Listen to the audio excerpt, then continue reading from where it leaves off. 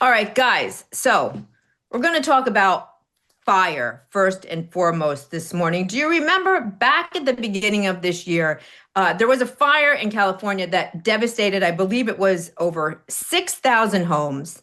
It cost over $150 billion in damages.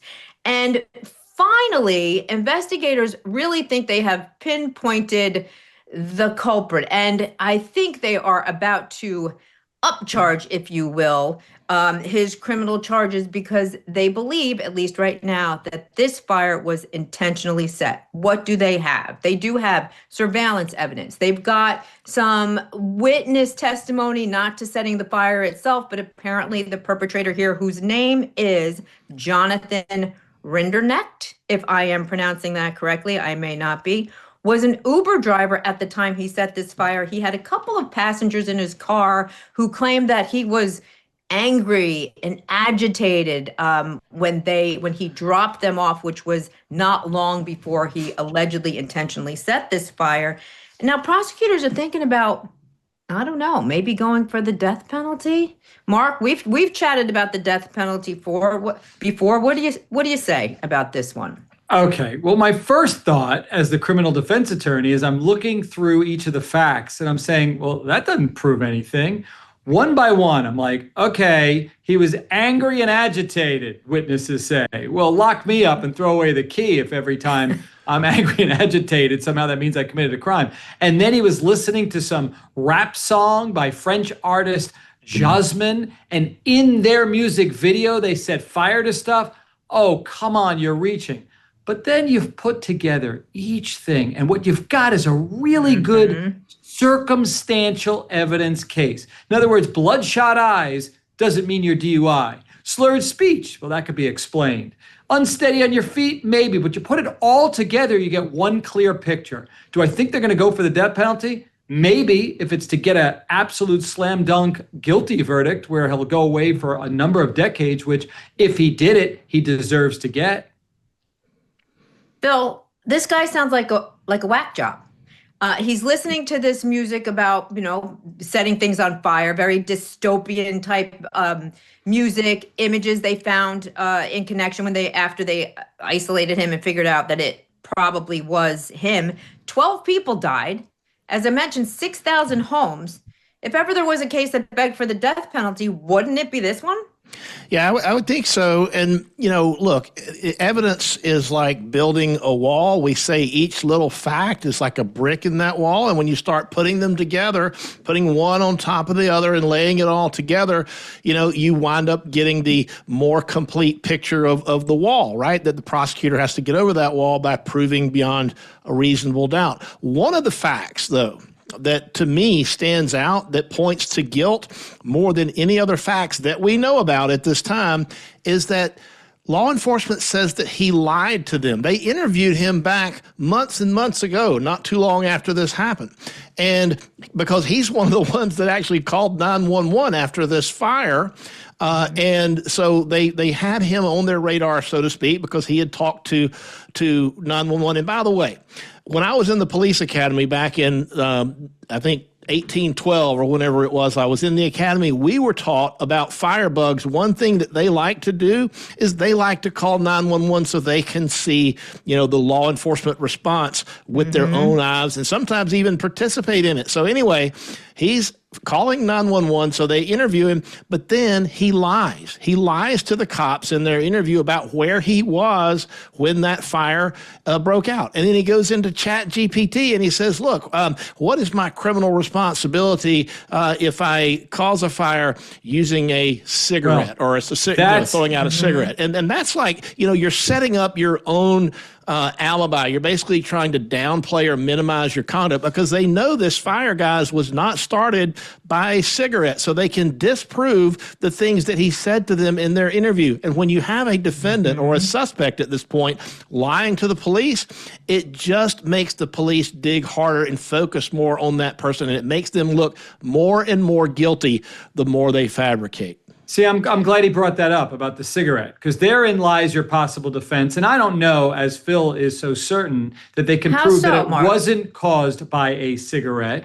So here you've got him asking, why is he asking ChatGPT? And again, this is the defense perspective. I'm not saying it's going to work, but the defense will argue he wrote that in there because he believes, oh my goodness, I threw a cigarette away. It started this fire. Oh my goodness. So there is his alibi / defense. And then why would he lie to law enforcement? Because he screwed up. He accidentally set fire, and he's wondering whether that, oh, am I going to get in trouble for that? You're damn right you are. So that's why he lies to law enforcement. But Mark, what about all those other things that cause you to believe he's likely guilty? Well, that's where good lawyering comes in. Phil or Jonna, you'd have to say, well, those are coincidences. Watching a video that happens to have fire in it is merely coincidental. He might be fascinated with fire, but it doesn't mean that he set fire. Where are your busload of nuns here who saw him do it? Where's your video? Where's the confession? Every firebug is fascinated by fire, but not everyone who's fascinated by fire is a firebug. I think that's the thing. That's deep. That's deep. I don't even know what that means. Look, they didn't disclose all their evidence, but they have experts in fire. I'm not one, but they have experts that say they can prove that this was intentionally set. And actually, malice, by the way, is the legal standard. They said at that presser that they can prove malice, and that's worse than intent. That's an abandoned and a malignant kind of heart. It's one of the worst types of, we call it the mens rea, which is the part that goes along with the actus reus, the guilty act. The mens rea is the guilty mind. And so the most evil kind of mens rea is this malice. And when you've got people that have died and you've got property damage, in the billions now? Yeah, absolutely. This is a death penalty case. And I wouldn't be surprised to see some murder charges get tacked on here. I'm waiting to see if California is going to do it because they have a really strong case for, I think, a number of felony murder charges, which of course is a death that occurs during the commission of a felony, even if it was not intended as a death. Jonna, let me ask you a question. Causation. That's a statement. That's a word. Let's talk about the question behind that.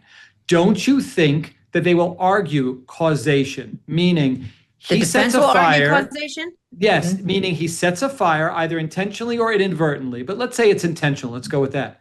It wasn't until a week later that somehow with the right amount of wind did this then kick up. I don't know all the terms, but it stayed underground and then it smoldered. And I don't know all the terms, but apparently they didn't put this thing out in time. You think that the defense would argue causation at a minimum to take away the argument that Phil just made that he deserves to die.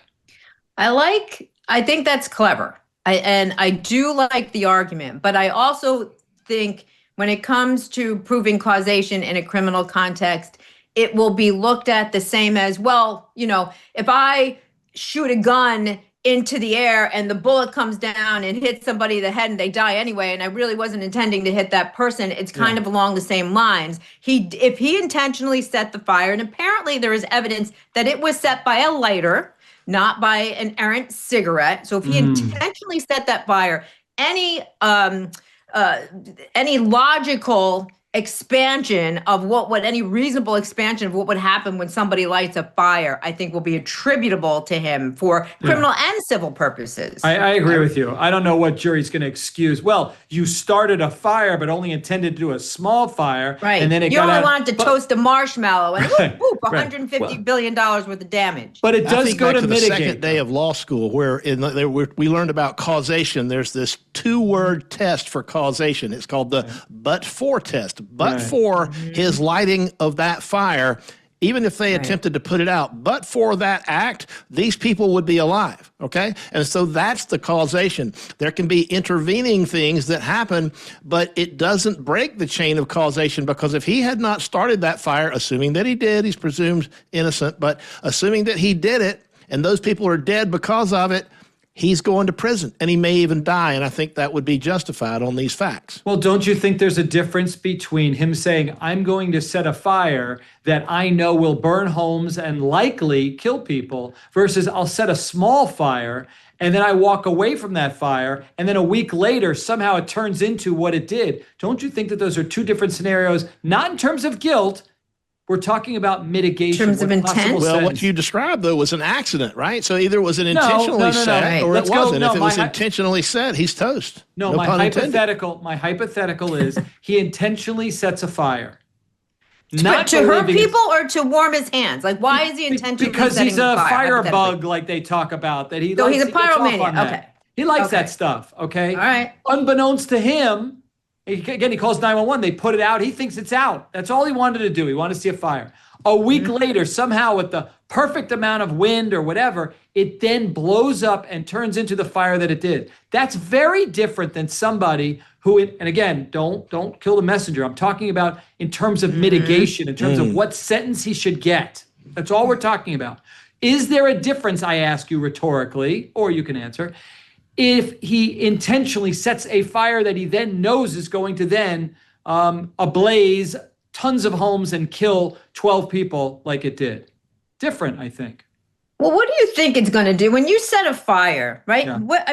What do you think it's going to do? It's not easily contained unless he showed up with his lighter and his lighter fluid and a bucket of water and some dirt and Smokey the Bear behind him, like ready. But like, you know, it's going to escape. It's rarely is it containable if you're just out. Do you in the know brush that? setting.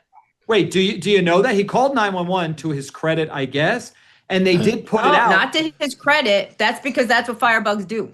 Right. Because But they put it out, out. and now the question is, I learned that it doesn't just go out. You would think that the fire department puts it out. Apparently it doesn't.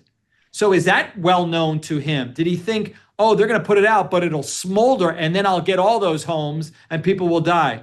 I'd like to know the facts. Absent those facts, it's a different case in terms of mitigation, not to negate his guilt, because they're going to send me the mail that I always get. And you know what? I'm just telling you, I'm making a legal distinction. Death is different. Well, I think I don't know if you're making a legal distinction in so much as you're making a supposition, because, and that's fine. We are all supposing here because we don't have access to the prosecutor's case file, right? There's a lot of things that they know, and there's some things presumably they don't know. All we have is what was released at the presser and maybe subsequently to that.